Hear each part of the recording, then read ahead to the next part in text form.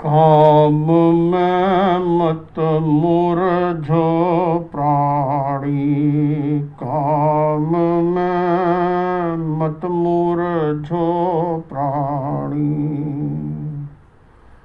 क्यों मिणख पड़े रोख रोख जानो, करो धूड़ धाणी। काम में मत मुरझो प्राणी, घी स्यों भभके आग, भोग स्यों काम राग जानी। घी स्यों भभके आग, भोग स्यों काम राग जानी। बुझे शांत रस पानी स्यों, बुझे शांत रस पानी स्यों, आ सद्गुरु री वाणी। काम में मत मुरझो प्राणी, काम में मत मुरझो प्राणी। जीवन धन रो जोश, भुलासी होश करे हानि। जीवन धन रो जोश, बुलासी होश करे हानि। मतवाले हाथी जूं राखे, मतवाले हाथी जूं राखे, नित गर्दन तानी। काम में मत मुरझो प्राणी, माई तारी मिली कमाई, सीधी समुदानी। माई तारी मिली कमाई, सीधी समुदानी। सात व्यसन में राच, सात व्यसन में राच फेर दे पीढ़ारो पानी। काम में मत मुरझो प्राणी, सुनी हुसी जित शत्रु राय, अर सुकुमाला राणी।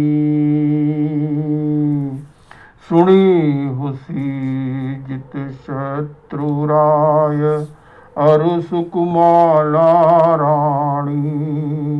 राज भ्रष्ट हो रुलिया, राज भ्रष्ट हो रुलिया, खाख रोहिरी बेछाणी। काम में मत मुरझो प्राणी, छोड़ो काम भोगरी ममता, दिल समता आणी। छोड़ो काम भोगरी ममता, दिल समता आणी। ठारो शील अनुव्रत तुलसी, ठारो शील अनुव्रत तुलसी, सुखरी सहनाणी। काम में मत मुरझो प्राणी, काम में मत मुरझो प्राणी। क्यों मिणख पड़े रोख रोख जानो, करो धूड़ धाणी। काम में मत मुरझो प्राणी, काम मत मुरझो प्राणी। जित शत्रु राजा को रानी सुकुमाला अत्यंत प्रिय थी। वह दिन रात पूरा समय रानी के साथ ही व्यतीत करने लगा। राजकीय व्यवस्था में उसकी बिल्कुल रुचि नहीं रही। मंत्रियों ने राजा को समझाया, परंतु वह कहने लगा, आप सब लोग सारी व्यवस्था संभाल रहे हो, मैं सभा में बैठकर क्या करूँगा। राजा की इस नीति पर मंत्री परिषद में चर्चा हुई। सर्वसम्मति से निर्णय लिया गया कि राजा को पदच्युत करके युवराज को पदासीन कर दिया जाए।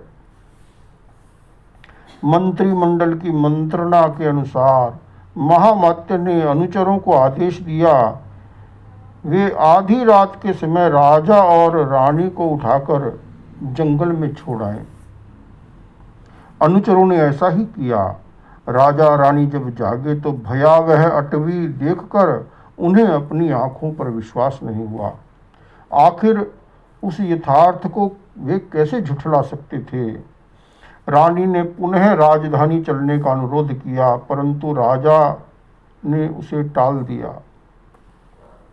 अब वे दोनों अपना भाग्य आजमाने के लिए चल पड़े। रास्ते में रानी को प्यास लगी। पानी नहीं मिला तो राजा ने अपना शरीर चीरकर लहू से रानी की प्यास शांत की। जब रानी को भूख लगी तो राजा ने अपनी जंघा का मांस चीरकर रानी को खिलाया। इस प्रकार दुस्सह परिस्थितियों को सहन करते हुए वे एक नगर में पहुंचे। वहां अपने आभूषण बेचकर उन्होंने आवास की भी व्यवस्था कर ली।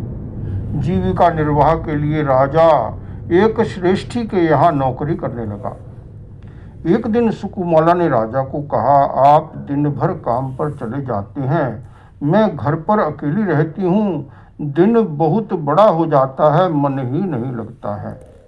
राजा ने रानी के मनोरंजन हेतु एक पंगु गवैये को अपने घर में रख लिया। वह दिन भर रानी को संगीत सुनाता। पंगु और रानी के निकट सहवास से दोनों का मन विकृत हो गया। वे परस्पर एक दूसरे के प्रति समर्पित हो गए। किसी समय पंगु ने सुकुमाला को कहा, प्रिय, जित शत्रु हमारे बीच में बाधक है। उसे हमारे आचरण के प्रति किंचित भी संदेह हो गया तो वह हमें जीवित नहीं छोड़ेगा। हमें इस कांटे को उखाड़ देना चाहिए। सुकुमाला उस पंगु के मोह में अंधी हो गई। मोहांध होकर उसने इस प्रस्ताव को स्वीकार कर लिया। एक दिन वह जित शत्रु को जल क्रीड़ा के बहाने नदी में ले गई। उसे बातों में उलझाकर गहरे पानी में धक्का दे दिया और प्रसन्न मन से घर लौट आई। राजा जित शत्रु ने जिस क्षण सुकुमाला की इस कुचेष्टा को समझा, उसका मन ग्लानि से भर गया। वह अपने अतीत के संबंध में सोचता हुआ एक काष्ठ खंड के सहारे नदी पार करके दूसरे तट पर पहुंच गया। वहां एक झूमती हुई हथनी ने उसके गले में माला डाल दी।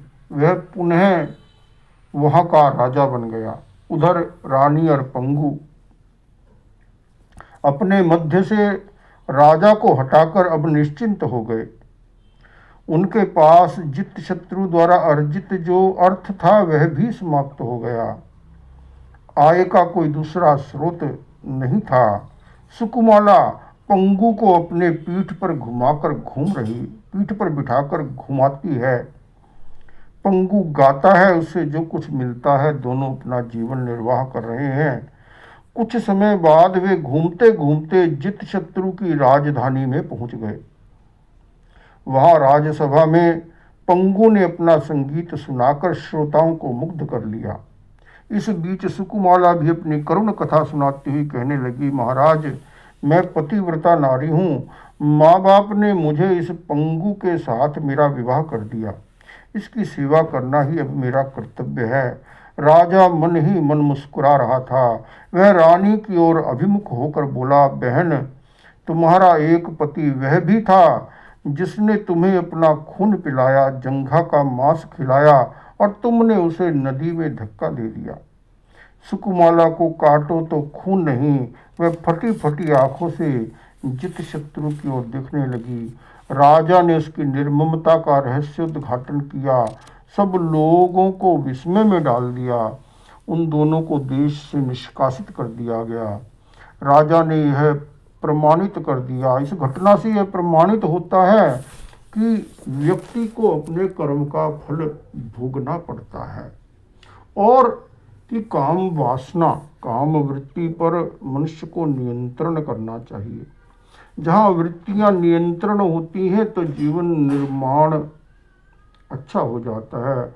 जहाँ व्यक्ति की वृत्तियाँ निरंकुश होती हैं वहाँ जीवन का विनाश हो जाता है। अनेक प्रकार के दुर्गुण व्यक्ति के जीवन में आ जाते हैं।